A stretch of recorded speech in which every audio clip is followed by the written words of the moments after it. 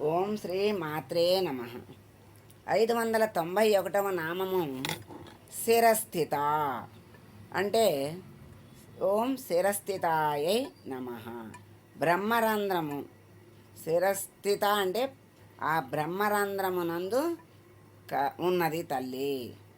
అంటే ఎక్కడుంది బ్రహ్మరంధ్రం అంటే మన శిరస్సు అగ్రభాగమున ఆ బ్రహ్మరంధ్రం అంటే సహస్రారం అంటారు, మన భాషలో మాడు అంటారు. ఆ బ్రహ్మరంధ్రంలో తల్లి ఉన్నది గనక అమ్మని శిరస్థిత అన్నారు.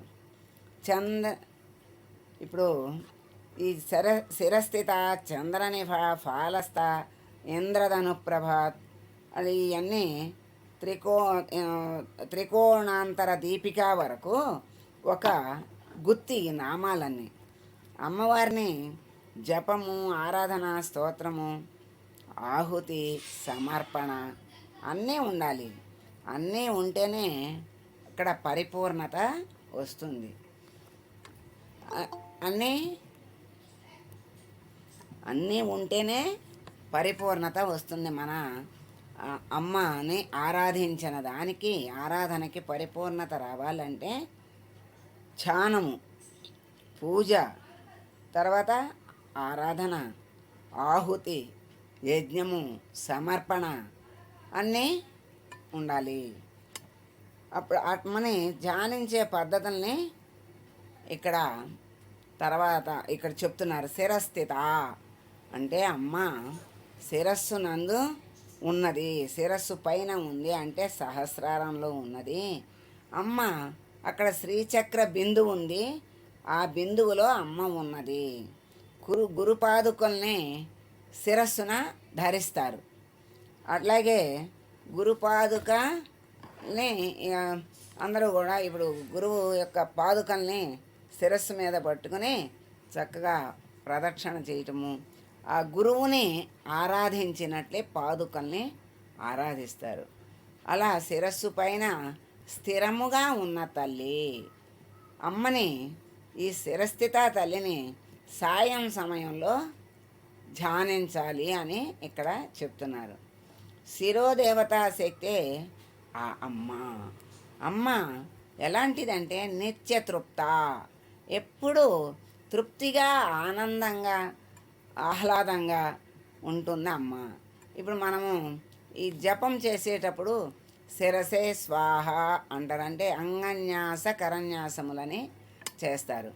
ఈ అంగాలన్నిటినీ బాహ్యంగా విషయాల మీద ఉండేటువంటి ఈ శరీరాన్ని ఒక దగ్గరికి పెట్టడానికని అంగన్యాస కరన్యాసాలని చేస్తారు. అంటే ఇప్పుడు దాకా బాహ్య విషయాల యందు ఆ మనస్సు, మరి శరీరము, ఇంద్రియాలు అన్నీ నిండి ఉంటాయి. మనం జపం చేసుకోవాలని కూర్చున్నాం అనుకోండి, అవన్నీ దగ్గరికి తొందరగా రావు, అక్కడే ఉంటాయి, బయట తిరుగుతూ ఆ విషయాల్లోనే ఉంటాయి. అందుకని కూర్చున్నాక జపం చేసే ముందు అంగన్యాస కరన్యాసాలని ఈ శరీరంలో ఉన్నటువంటి అంగాలని, తర్వాత ఈ చేతులు, కరన్యాసం అంటే చేతుల ఏళ్ల ద్వారా అన్నిటినీ మనకి లోపలికి ఆవాహన చేయటం అన్నమాట. అంటే లోపలికి తెచ్చుకొని బయటికి పోయేటువంటి ఈ అంగాలని, బాహ్యంగా ఆలోచనలు పోయేటువంటి వాటిని తీసుకొచ్చి ఇక్కడ దగ్గర పెట్టి నువ్వు చక్కగా ధ్యానం చెయ్యి, ఆ మంత్రాన్ని జపం చెయ్యి అని చెప్పటం కోసం అలా చేస్తారు. అలాగే ఇక్కడ శిరోదేవతా శక్తి ఉంది. ఆ అమ్మ ఎటువంటిదంటే ఎలా ఉంటుందంటే నిత్యతృప్త, ఎప్పుడు ఆనంద స్వరూపంగా, ఆహ్లాదంగా, హాయిగా ఉంటుంది. అమ్మకి ఎప్పుడు ఏ చింత లేదు. అందుకే అమ్మకి లేనిది లేదు, చింత లేదు, కోరిక లేదు, ఆవేశము లేదు, ద్వేషము లేదు, రాగము లేదు. అన్నీ అమ్మవే కనుక అలా సమానంగా, మరి అన్నిటినీ సమానంగా అలా తన కర్తవ్యాన్ని చేసుకుంటూ వెళ్తుందే కానీ దేన్ని ఆశించాల్సిన అవసరమూ లేదు, కోరాల్సిన అవసరమూ లేదు అమ్మ. అందుకే ఎప్పుడు నిత్యతృప్త అయి ఉంటుంది.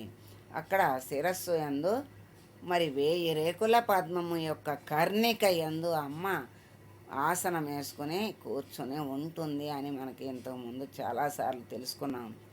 అటువంటి అమ్మ అదే శిరస స్వాహ అంటాం. అఖండానంద స్వరూపమే అమ్మ.